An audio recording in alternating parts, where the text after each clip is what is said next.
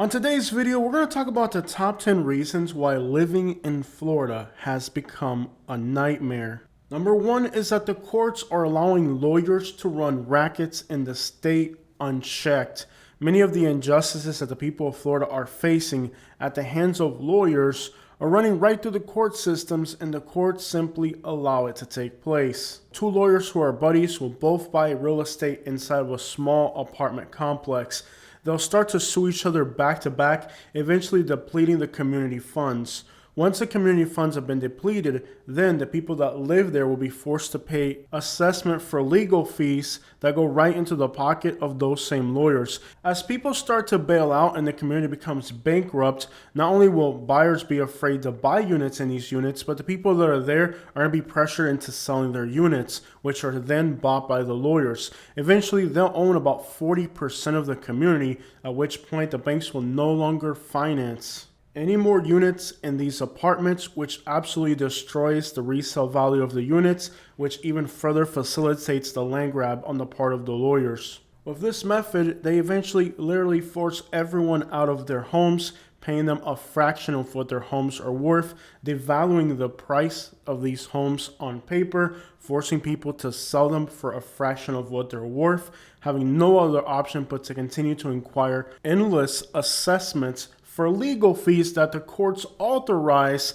which enable the lawyers to steal people's properties. Lawyer rackets like this are rampant in the state of Florida, and the courts do absolutely nothing but facilitate the ability of these lawyers to put people like me and you on the streets. The victims are many times not able to tell their stories because they're trapped in a legal battle, and doing so would hurt their case. But even when people do expose these rackets and get their stories heard, it doesn't make a difference because the courts don't make any changes to prevent other people from being victimized. Number two, disgraced public officials can stay in power. I'm not going to elaborate on particular cases, but throughout the entirety of Florida, we have seen public officials who are arrested for DUIs, theft, and countless other criminal activities are able to keep their public offices despite being criminals. Many times we've seen these charges dismissed, expunged, forgotten, and these individuals who are on body cam footage clearly intoxicated behind the wheel, engaging in theft. There's videos of some public officials actually stealing on camera and getting caught.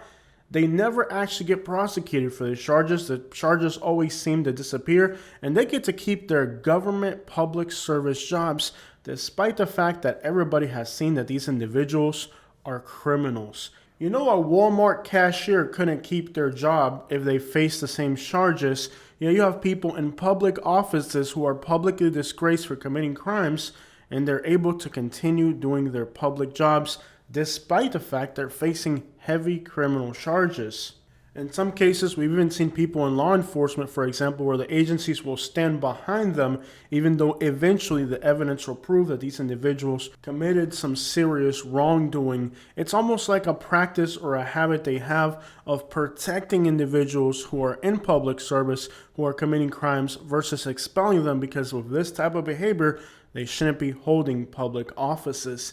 Number three, real estate fraud has become rampant in the state of Florida.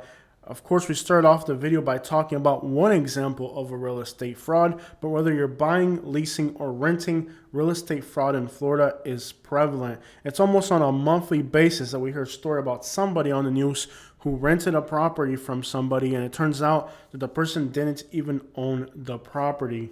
A while back, me and my wife were trying to buy some empty lots in Northport, Florida, and it turns out that the entity trying to sell these properties didn't have the authority to do so because, well, the owner never tried selling the properties. These properties were actually listed up for sale, and they weren't really the right people trying to sell them. Scary. In the state of Florida, whether you're renting, buying, leasing, it doesn't matter what you're trying to do. If you're dealing with real estate, fraud is prevalent. And the tactics and methods that are used to deceive people and steal their money have always been the same. And once again, the state has not been proactive in helping people not be victims. It creates a nightmare for the people that live here in Florida because when you're trying to rent or buy a property, you're always at risk of being defrauded by somebody.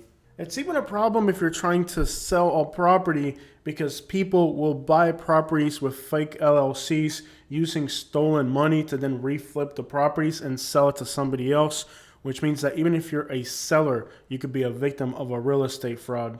And really, there wouldn't be enough time to elaborate on how massive real estate fraud has become in Florida and all the different things that are going around right now. And the most obvious thing is how little is being done to prevent people from being victimized. Number 4 is ideology-based lawmaking. In the state of Florida, lawmaking is no longer about practicality, safety, or improving the lives of the people that live here. Everything that happens in Florida is based on ideology, whether it's logical or not, whether it's needed or not, whether it hurts or damages the state or not. That isn't the priority. The priority of lawmakers in Florida is simply to promote an ideology, and it's not working very well for the state. The state is purely focused on promoting its ideologies, and it's left the state vulnerable to economic issues, ecological issues, and other issues that the people of Florida care about, but the state doesn't. Usually, lawmakers are careful not to create a hazardous situation for people by the laws that they create, but in the state of Florida, all logic has been thrown out the window. This has also created a circumstance where laws that are created in the state of Florida never actually see fulfillment and implementation or enforcement. And this has really watered down the hand of the law. Take, for example, legalization in Florida. It isn't legal in Florida, but you'll notice if you're in downtown of any city in the state, the smell is all over the air. You'll even notice people that are be smoking in front of police officers, and the police officers don't try to make an apprehension for these behaviors. With many of the new laws that are being implemented in the state, law enforcement agencies are also afraid to make the apprehensions that the state suggests because they're afraid of receiving lawsuits. Keep in mind that laws are made by the state, but they're enforced by cities and counties don't want the legal repercussions that could come along with implementing the state's laws that many times violate other federal laws. Creating a situation where officers on a personal level and agencies as well kind of do not implement state level laws because they're afraid that it could bring damage to their community, their reputation, or even, well, their pockets, since after all, the implementation of just controversial laws many times leaves these agencies vulnerable to violating people's rights. Or it could create a situation where even within their court systems, we've seen what's happening now in Massachusetts, where a judge ordered the detention of a ICE officer who was detaining somebody in the court. You end up with these never-ending legal battles, and many agencies simply don't want to be a part of these scandals. Thus, many of the laws that the state is passing are not being implemented by the cities and counties because of liability issues. And now, of course, you have cases like the city of Fort Myers in Orlando that are refusing to implement the state laws, and then the state lawmakers are threatening the people in local offices that they're going to lose their jobs if they don't implement the state law. So now all these government agencies are fighting with each other, among each other, because they can't agree on implementation of laws that the state is trying to force counties and cities to do, but those places are like, we're not doing that. Now, this has been a silent battle in the state of Florida that most of us weren't aware of, but it's starting to become more vocal as now state lawmakers are threatening people in cities and counties, people that those counties elected to be in charge, who are saying, we're not doing this, but then the state comes back and says, well, if you don't do it, you're losing your job. Practically almost every single day at this point, the state passes new laws that the counties and cities are shaking their heads saying, we're not doing that. Number 5 is ecological destruction. Anybody who is a long-time Florida resident like myself knows that the animals, the fish, the wildlife, everything that was Florida is either dead or dying today. The water clarity isn't the same. The seagrass isn't there. The snails that used to eat the blooms that are now killing the fish have been destroyed by dredging and the renourishing of beaches unnaturally. The South Florida Water Management District, one of the worst agencies that exist in this country, is pushing all this Roundup into the canals, which then kills the fish and then causes the red tide. If you don't know what I'm talking about, all those canals that exist in Florida, they actually spray the edges with Roundup, and that gets leached into the ocean. And if it kills the fish that are there, it kills the grass. Do you think it doesn't also create other ecological problems further downstream? South Florida also has more golf courses than anywhere else. They don't bring in the fertilizer by the 50-pound bag. They bring it in by the dump truck load. I don't know if you guys know that.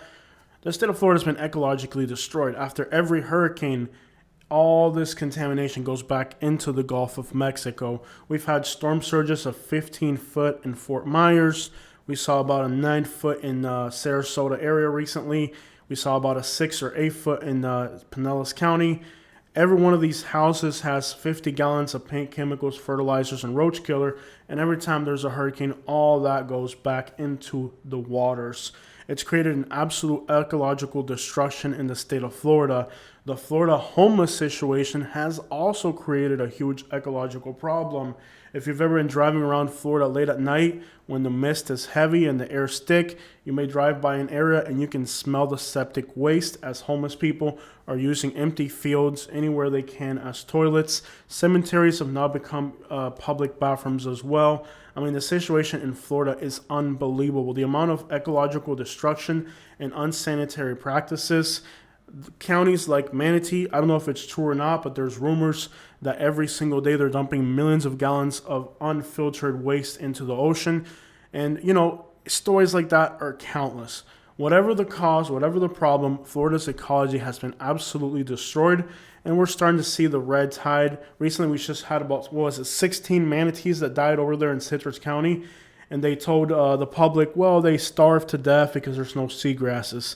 Really, they all starved on the same day? That doesn't make sense. If they were going to starve, they wouldn't all starve at once.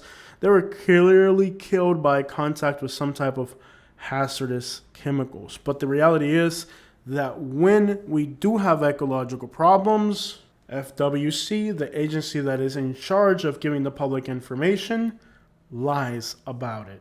Number 6, public misinformation for economical gains. As long as the public in general doesn't know about the things that Florida is facing, maybe ecological destruction or other issues, it's all good. The state of Florida has become kind of a place that lies quite a bit. FWC, for example, the Florida Wildlife Conservation, is one of those agencies that has stopped publishing red tide information or outright publish misleading information to keep people coming to the state of Florida. If you're active on Facebook, you may have seen this on social media where somebody will post up a picture somewhere in Florida and say, this was this beach today, and that photo is from many, many years ago. People see those photos and then they come to Florida thinking that the water is clear, the beaches are beautiful. And when they arrive here, there's there's dead fish in the water. It's windy. The water clarity isn't the same, but somebody just posted a picture yesterday saying they were here. And that photo might have been for 5-6 years ago. If you look carefully through the comments, you'll see people saying, hey, I was here today, and this is what it actually looks like. So we have a public misinformation campaign. These are realtors, people who own a lot of vacation rentals, but now they're even influencing agencies like FWC to tell people that everything is good, the water clarity is good. They're posting up pictures that are from 5 or 6 years ago, telling people this is what things look like today, trying to convince people to come to Florida. And when they come here, they find out they were being lied to. Most of this misinformation revolves around the idea of convincing people to come to Florida because this is some beautiful paradise where the water's clear and you're going to play with manatees in the beach or something. But the reality is when they get here, there's a dead grouper or something next to that dead manatee. So it isn't exactly the truth. And again, recently, FWC, the Florida Wildlife Conservation, has become complicit with these builders, developers, and people who have properties to rent and misleading the public about the reality of Florida's ecological issues. And it's become very prevalent. One group that's infamous for this is Anna Maria Island Life, where there'll always be somebody with a real Facebook profile posting a picture saying they were somewhere, and that photo may be many years old. Unfortunately, people see these photos and come here to Florida only to find out that they were being misled. I mean, basically the idea is just to keep lying to people, to keep getting them to move to Florida, and they don't worry about the repercussions. They don't care about their reputation. They don't care about nothing. It's just come to Florida, everything's great here, and when people come here, they find out that the reality is very different. So if you see a beautiful photo of Florida with beaches and clear water, and somebody said I was here today and it was beautiful, make sure you scroll through those comments and you'll see people that live there posting real live current photos of what these places actually look like today. after hurricanes, after the red tide, after the fact that the water clarity has never been the same, after the fact that we've had all this contamination and all these problems. These places don't look like that anymore. Number 7, insurance fraud. You may have heard that insurance in Florida is through the roof because of hurricanes. That's not the real reason why insurance in Florida is so unaffordable. The real reason that insurance in Florida has become unaffordable is because of insurance fraud. Doesn't matter what you're insuring, if you're insuring it in Florida, you're going to have to pay the highest premiums of anywhere in the country, whether it's commercial, real estate, or vehicle insurance. You're going to pay more than anywhere else in the nation. When I lived in Lehigh Acres, Florida, far inland, my car insurance was $437 a month for 2 newer vehicles. Now that's far inland where there's no hurricane destruction. Interestingly, I had a subscriber who says he had 2 similar vehicles on Fort Myers Beach. That's where they had that 15-foot storm surge. And he was telling me that he was paying like $120 for 2 similar vehicles. Interestingly, because he's on an island that was 15 feet underwater, and I was far inland where there was no flooding. The reason my insurance was higher is because my zip code had a lot of fraud. And this is really the issue with Florida, is once again, misinformation about the real reason things happen.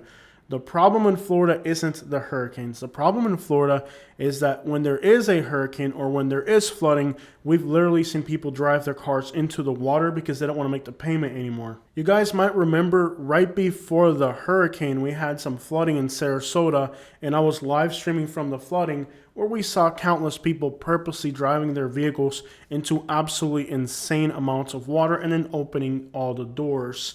There were about 7,000 vehicles in a small flooding event that we had that were destroyed in Sarasota, I believe. I think that was the official number. I might be mistaken on that. But the point being that people in Florida, whether it's flooding, raining, or hurricaning, are purposely destroying a lot of things in order to get that insurance money. So no, it's not the hurricanes. That's not the reason why insurance is so expensive in Florida. The real reason insurance is out of control in Florida is because the amount of fraud that exists here. I've seen countless times people literally park a vehicle on the road, get out of the vehicle, and then come hit it with a semi-truck to make an insurance claim saying that a semi-truck hit them, and then hop back in the vehicle with some makeup on or something. The state of Florida has a huge problem with fraud, and it has to do with the fact that the state of Florida has practically become impossible to live in. And that is because in Florida you have Alabama incomes with California cost of living when it comes to housing.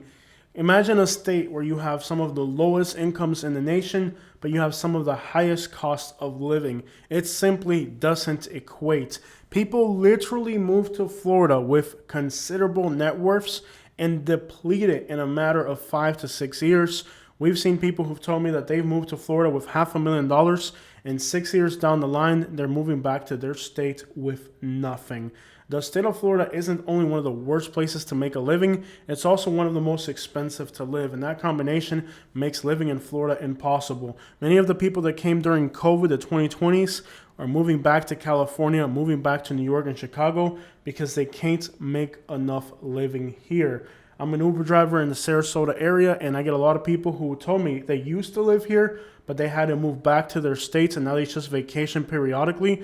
They love Florida, they just can't make enough money to live here, so they've moved back and vacation as much as they can.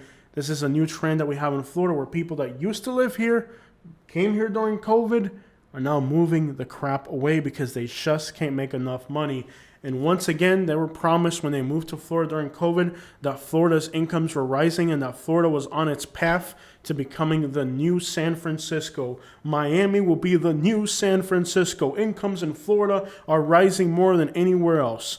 That didn't seem to work out very long. It didn't work out at all. It never existed. It was another freaking lie of Florida. The reality is that if you're moving to Florida, you're going to have to pay premium for everything, including housing. But when you go to get paid in this state, it's a horrible place for jobs. It's sad how many people have left the state of Florida, not because they don't like living here, but because they couldn't make enough. All of my friends that I can think of, probably 40 or 60% of them, ended up in Kentucky, Tennessee, North Carolina, Alabama, somewhere else. they had to leave Florida. They couldn't afford to stay here. And the sad part is they didn't want to leave Florida. They left of tears. They didn't want to leave. They had to because they simply couldn't raise their families in a state where you're getting paid minimal wage. And in fact, now they're making efforts to make minimum wage even lower. Like, think about this. Most states are working on improving their minimum wage. The state of Florida is trying to pass laws to lower their minimum wage. It's absolutely heartless what they've done to the people of Florida, where even the people that are from here have had to move away because they can't afford it. When most people leave a state, it's because they don't want to be there. People leave Florida in tears because they have to leave or they're going to starve. It's so wrong what they've done to us in Florida and ensuring that the average person is exploitable. And really the reality of why it's like that in Florida isn't because the state of Florida isn't able to produce anything. It's because the rich people that are down here want to make sure that the average person is exploitable so they don't have to pay us anything. And that's the sad reality that a lot of people in Florida don't want to accept, that the reason why we, the regular people in Florida, are so infinitely screwed isn't because there aren't opportunities. It's because they want to ensure that we're exploitable so they can use us for practically nothing. We have to be poor so they can be rich. Number 9 is gang violence. Now, overall, the state of Florida is not a dangerous place to live. It's fairly safe, but gangs have been increasingly becoming a problem for people. In downtown Tampa, people are afraid to go to large events because every time there's a large gathering, there's a shooting. As always, misinformation always plays a role in everything that has to do with Florida. They've been labeling these as mass events, but they're not mass events. If you go on social media, Instagram, Facebook, and YouTube, and you hear the people that are from these cities, it has nothing to do with mass events. They're labeling these as mass events because they don't want the people to know the truth about gang violence in Florida. But in the city of Tampa, for example, people are afraid to go to large events because every time there's a large gathering, people from different parts of the city meet up and they shoot it up. This has become a problem persistently. We're not talking about one or two isolated events. We're talking every time the city of Tampa gets together, somebody gets shot over gang violence. In public places with large crowds, it doesn't matter, they shoot it out. Law enforcement agencies make conferences with their bold faces, labeling these as mass events. But everybody knows it's gang violence because there's people on both sides shooting at each other and multiple people hit. It's become the norm. People are afraid of going to downtown Tampa because of gang shootings. Let's talk about Jacksonville. You definitely can't go outside in Jacksonville. Gang violence in Jacksonville has got so bad that you can't even go to a freaking football game in this town. Unless you're in the outskirts in McClaney or something like that, you can go to a football game. But if you're in the city core, you better not take your kids to a football game. And these are high school football games. You can't even go to a high school football game in Jacksonville without these fools popping off their gang rivalries. Orlando doesn't fall behind either. That's another city that can't get going with all the gang violence. It's a constant problem in Orlando. Now they have this whole cancel spring break thing going on in Florida, saying that it's spring breakers that are causing problems. And guess what? It's not the spring breakers, it's the gangs. There was recently a shooting in Panama City Beach, Florida, a whole gang shootout right in the freaking underneath the Ferris wheel down there by the pier. Horrendous, by the way. Because that's like people with their families having a good time out there. We love going there. It turned out that it was people from Alabama that got into a gang shooting. Dothan, Alabama is like an hour away, and they went to Florida and they met there and they had a gang shootout. And freaking, it's wild. I mean, to think, it's unreal. Like, you can't practically do anything in Florida without gangs ruining it for everybody else. So from the Florida Panhandle to North Florida, South Florida, Central Florida, everywhere you go in the state of Florida, gang violence is starting to keep people at home. People are afraid to go to these large events. The media always labels it as a mass event, but we know it's not. It's gang rivalries. You can't go to Daytona because the motorcycle gangs shoot it out. You can't go to Panama City Beach because the gangs from Alabama shoot it out. You can't go to Orlando because the Mercy Drive gangs. You can't go to Jacksonville because the high school gangs. You can't go to Tampa because if somebody sees somebody from the other side of town, they're shooting it out. People are literally afraid to go outside in Florida after dark or to large events because of gang rivalries. And despite the fact the media has tried everything they can and law enforcement to cover up the reality, people aren't stupid. The truth behind all these quote unquote mass events in Florida has been gang rivalries. You know, it's really sad to see that the solution to the problems that we're facing in Florida is never going to come about, because instead of trying to fix the underlying problem, they're more focused on it's like they're not worried about fixing the problem. They're worried about how the problem will portray them, how they look in the public light. We can't have a gang problem. We have to say it's a mass event. No, like, stop. The only thing they care about is their reputation. It reminds me of the King of the Hill episode where Hank was being framed for being racist, and Peggy was more worried about what people would think if they were racist than they were in the actual, circumstances of them being racist. It wasn't about the actual solution to the problem, or if there was a problem, it was all about the perception of the problem. We're not going to have solutions to these problems because they're more worried about the perception than they are about the solution. Number 10, underpaid law enforcement. The state of Florida has the worst paying jobs for law enforcement, teachers, and this has created a situation where people like teachers have become, subpar. And the same thing can be said about law enforcement. We just saw a case recently about a teacher in the state of Florida in Cocoa Beach who threw a party with drunk kids, and there was about 200 kids at a party, and it was just like teenagers drunk at a party, and I think the teacher was like organizing the whole thing. Crazy. But you get what you pay for, okay? The state of Florida now has the lowest paid teachers and the lowest paid law enforcement. You get what you pay for. I mean, when you have the worst paying jobs, you get the worst paying candidates. And this is what's happening in Florida. And the state seems to want to continue cost cutting when it comes to public officials. So we can only expect the quality to get lower when it comes to the people who are teaching your kids and keeping our community safe. I remember when I moved to Alabama a while back, when you got pulled over by a law enforcement officer in Alabama, you were dealing with a law enforcement officer. You get pulled over by a cop here in Florida, you're like, get your badge out of my face. Get your badge out of my face if I slap you, dog. When you have the lowest paid law enforcement officers in the country, it shows that not even the state values the people. They're out there risking their dang lives to keep us safe in the public. I remember when I lived in Naples, Florida, I got pulled over on a holiday by a police officer who was completely drunk. I think it was like New Year's. This cop was just drunk out of his mind. I'm not going to put any fingers out there, but there's a law enforcement agency in Florida right now that's hiring people to be police officers that are kind of special needs. Bless their hearts for this effort.